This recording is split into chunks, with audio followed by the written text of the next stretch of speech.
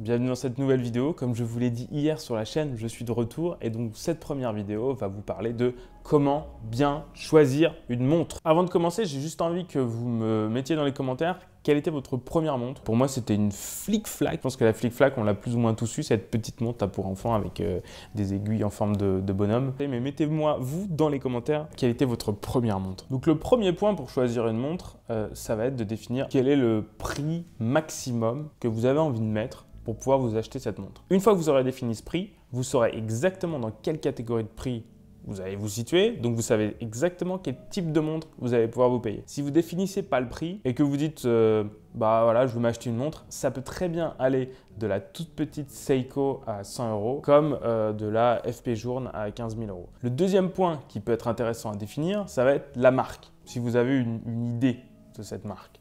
Si vous n'avez pas d'idée de cette marque, moi je vous conseille vraiment de faire très attention à où vous mettez les pieds. Il y a beaucoup de marques de fringues qui font des montres. Ce que je vous recommande, c'est d'aller vers des marques d'horlogers, des vrais horlogers. Seiko est un vrai horloger, Oris est un vrai horloger, Rolex est un vrai horloger. Voilà, c'est des gens qui font de l'horlogerie leur métier et qui le font bien. Il y a pas mal de marques de fringues, de vêtements qui font de l'horlogerie aussi. Elles délèguent cette production à des usines et elles vont sortir des montres qui vont être très mode. Ça peut être Calvin Klein, ça peut être Diesel par exemple. Voilà, c'est typiquement le genre de marque qui va sortir des montres qui vont être dans les étals des magasins, mais qui ne sont pas des marques d'horlogerie. On va avoir des montres qui vont être des montres de vraiment moins bonne qualité à un prix qui va souvent être assez élevé. Donc, je vous recommande vraiment de faire attention à la marque et de choisir une marque d'horlogerie. Pour ça, vous pouvez aller sur le site verygoodlord.com. Il y a une partie les meilleures marques et dans ce menu, vous allez trouver les meilleures marques de montres. Vous tapez meilleures marques de montres Very Good Lord sur Google et vous allez trouver forcément la page. Je vous recommande vraiment de vous fixer sur cette liste et si toutefois vous avez une marque que vous découvrez et que vous ne connaissez pas et vous dites bah tiens je l'aime bien mais est-ce que ça vaut le coup de l'acheter, laissez dans les commentaires Arnaud qu'est-ce que tu penses de cette marque et je vous répondrai ou alors vous m'écrivez sur Instagram @verygoodlord et je vous répondrai, mais en tout cas faites bien attention aux marques que vous achetez. Le troisième point sur lequel il faut être très clair quand on s'achète une montre, c'est le style. C'est toujours ce que je demande aux personnes qui viennent me poser des questions sur Instagram, c'est quel est le style que tu veux. Est-ce que vous voulez une montre qui soit plutôt sport, comme cette Tudor Black Bay 58, qui soit plutôt classique, comme cette Nomos Néomatique, qui soit plutôt entre les deux, comme cette Frédéric Constant High Life. Est-ce que vous voulez une montre qui soit très sportive avec une fonction chrono ou alors carrément une montre incassable comme ces G-Shock? Voilà, c'est à vous de définir le style de montre dans lequel vous allez vous situer. Est-ce que vous vous habillez plutôt en costume toute la journée et toute la semaine, vous allez porter votre montre toute la semaine? Pour le coup, la Nomos est plutôt voilà, prescrite. Est-ce que vous allez justement avoir un style très décontracté comme celui que je peux avoir aujourd'hui et là je porte une Oris Karl Bracher en bronze, ça passe très bien. Voilà, c'est à vous de définir votre style. Le quatrième point, ça va être ce dont vous avez besoin dans votre montre. Est-ce que vous voulez une montre qui soit toute simple comme celle-ci avec juste heure, minute, seconde? Est-ce que vous avez besoin d'une montre avec un chrono pour calculer un temps précis? Est-ce que vous avez envie d'avoir la date uniquement? Est-ce que vous avez envie d'avoir la date le jour, le mois? Est-ce que vous voulez une phase de lune? Est-ce que voilà, il y a plein de fonctionnalités qui peuvent exister, GMT par exemple pour avoir d'autres fuseaux horaires. C'est à vous de définir quel est exactement votre besoin, ce que vous avez envie d'avoir sur votre montre. Une fois que vous avez à peu près le prix, le style, la marque et les fonctionnalités, bah déjà vous avez quand même pas mal circonscrit vos recherches et vous allez pouvoir aller sur le point numéro 5. Et ce point, c'est le bracelet. C'est savoir quel type de bracelet vous avez envie d'avoir. Ça peut être un bracelet acier, ça peut être un bracelet caoutchouc, ça peut être un bracelet cuir qui lui est beaucoup plus classique, ça peut être un bracelet avec des micro-perforations, ça peut être un bracelet natto, ça peut être un bracelet en tissu comme celui-ci. Voyez à peu près ce qui vous plaît, mais ne faites pas une fixette là-dessus parce que c'est quelque chose qui se change très facilement. Aujourd'hui, il y a même certaines marques comme Frédéric Constant qui fait deux petites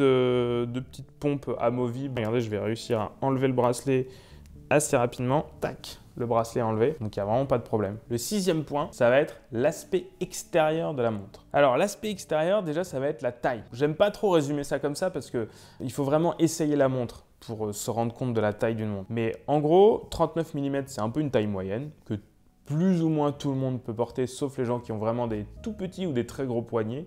mais ça rentre dans la moyenne. Moi, j'ai un poignet de 17,5 de circonférence et 39 mm, c'est donc 39 mm de diamètre de boîte. C'est vraiment une taille qui me convient bien. 36 mm et moins, ça va être une taille petite. Et 41 mm plus 41 mm, ça va être une montre qui va être relativement grosse. Encore une fois, ça dépend de la taille de votre poignet, de votre corpulence, de votre stature. Enfin, vraiment, ça va dépendre de plein de choses. Moi, je vous donne à peu près quelque chose de global et de moyen, mais en fonction de chacun. J'ai un copain, lui, il porte toujours des montres très très grosses parce qu'il a une sacrée corpulence. Et quand je lui prends ses montres, bah moi j'ai l'air d'avoir une espèce d'horloge au poignet et ça va pas du tout. Donc voilà, c'est vraiment à vous d'aller tester les montres, d'aller les passer au poignet. Et d'ailleurs, vraiment, c'est un conseil que je vous donne. Allez tester les montres, allez les mettre à votre poignet, c'est vraiment indispensable pour bien choisir une montre. Ensuite, dans cette 6e partie qui est l'aspect extérieur, il y a aussi le cadran. La couleur du cadran. Ce cadran-là est bleu marine, ça peut être un cadran qui peut être beige, ça peut être un cadran qui est blanc. C'est à vous de définir à peu près ce que vous aimez. Encore une fois, le meilleur moyen pour savoir ce que vous aimez, c'est de la passer au poignet.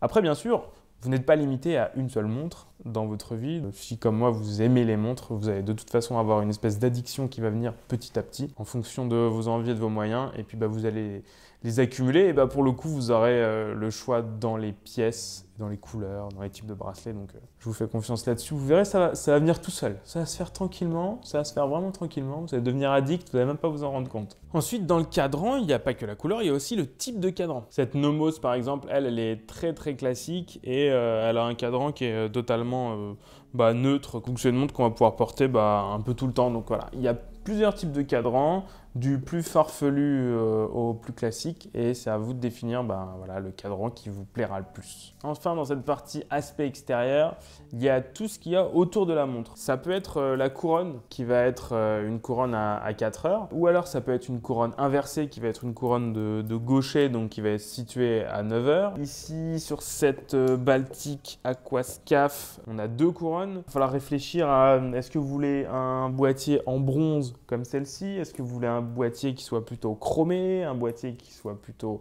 en acier brossé? Si par exemple vous voulez un boîtier en plastique comme sur cette G-Shock, si vous voulez un boîtier en or, enfin bref, il y a vraiment 1000 choses. Ensuite, on parle de l'intérieur. L'intérieur, c'est quoi?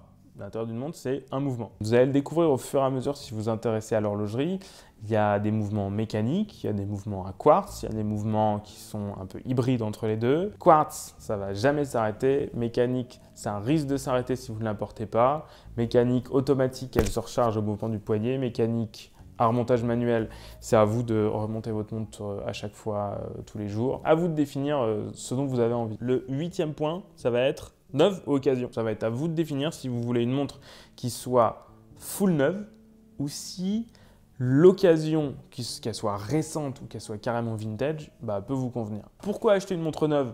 Pour la garantie, pour la relation qu'on peut nouer avec le vendeur. Voilà, c'est déjà une très bonne raison. Et puis pour avoir une montre que personne n'a jamais portée. Pour ce qui est des montres d'occasion, on peut les acheter sur les sites de vente entre particuliers type Le Bon Coin, eBay, Chrono24, donc qui est un peu moins un site de vente entre particuliers. Cependant, faites très très attention à ce que vous achetez, faites authentifier, essayez d'avoir un endroit où vous êtes en confiance quand vous vendez votre montre. Ce que je conseille, si vous vendez une montre qui a une très grande valeur, c'est de passer par un magasin, par un intermédiaire. Il y a des magasins qui font ça très bien. Je ne vais pas les citer ici parce que je vous les mets sur le site dans la rubrique les meilleures marques de montres. J'ai aussi les meilleures marques de revendeurs de montres d'occasion. Voilà, il y a plein de magasins qui font ça très bien, que ce soit en ligne.